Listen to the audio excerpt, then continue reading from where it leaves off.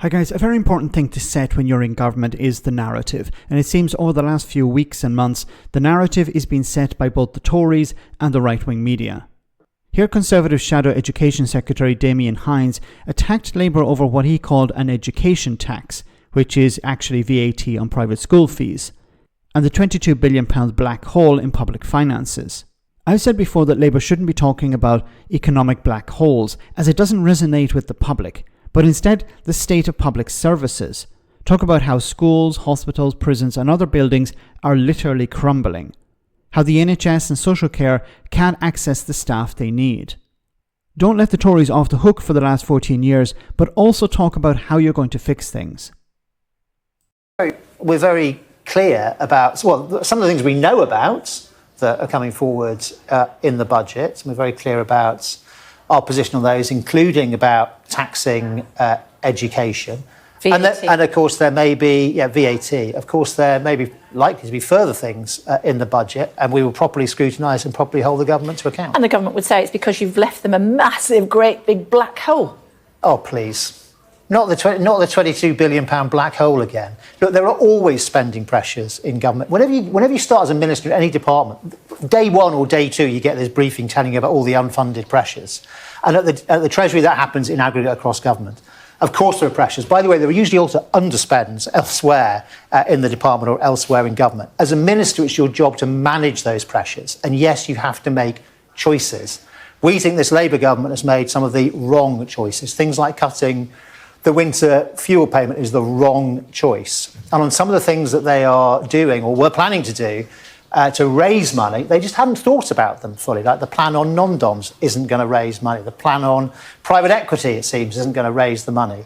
And this plan on taxing education looks like it may well not raise nearly the amount of money they say, or could even be a net cost. Because some children, we don't know how many, love to see the government's own analysis, some children will be displaced into the state sector, and that has big implications, not just for them, but also for parents and children in the state sector, because it means larger class sizes, it means disruption for teachers, and it means ultimately more schools being full, and that means less chance a parent of getting your preferred choice of school for your child. The Tories are certainly concerned about children and education. So the problem here is the narrative is being set by the right-wing media and the Conservative Party. That Labour are not in control of the public finances, that they're constantly blaming the previous Tory administration, and the public finances are in a difficult situation, but they're not catastrophic. Now, the problem here is that we have to wait until the budget. And I hope what's happening in this budget is there are going to be massive tax rises for the rich. Because what Labour need to do is they need to rebuild public services. I really don't understand why they're focusing on the 22 billion black hole, because there was another problem with that. The FT, the Financial Times, tried to get access to information about that, and the Treasury rejected their request. So that doesn't look good. But maybe they're waiting until the budget comes out. But if they are going to rebuild public services, they need to find money. And non-dom tax status and VAT on private schools is not going to cut it. They need massive tax increases, and those tax increases have to go on the richest in society. They can't go on the poorest. The poorest are already struggling. You have to take money from people who don't need all that money. And you have to increase those taxes. If you want to rebuild public services, there are schools, hospitals, public buildings literally crumbling down because of RAC and other issues. They haven't been maintained. We've had the NHS relying, dipping into the structural funds to fund day-to-day expenditure. That has to stop because it impacts on maintenance, it impacts on rebuilding infrastructure that is literally falling down.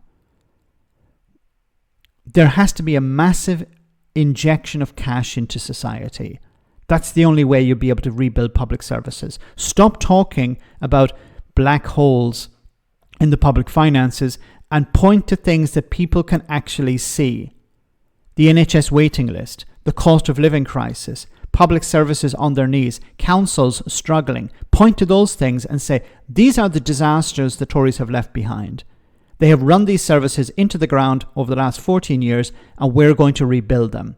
It's going to take time, but it's going to take a lot of money. And what we're going to do, and this is the message I hope they're going to put out, what we're going to do is we're going to get the people who are the richest in society, who've benefited from the Tories running public services into the ground over the last 14 years. Those people are going to shoulder the burden. They have benefited greatly from some of those public services, but now they have to pay. That has to be the message. We're going to rebuild schools, hospitals, everything. We're going to undo the damage the Tories have inflicted. We're going to make your life better. But somebody has to pay for it. You've been paying for it when the Tories were in charge. Now somebody else is going to. It's only right. That has to be the narrative, I believe. That has to be the message. Otherwise, Labour will be out on their ear in a few years' time. Let me know in the comment section, guys, what you think. As always, your comments are greatly appreciated. Thanks a lot.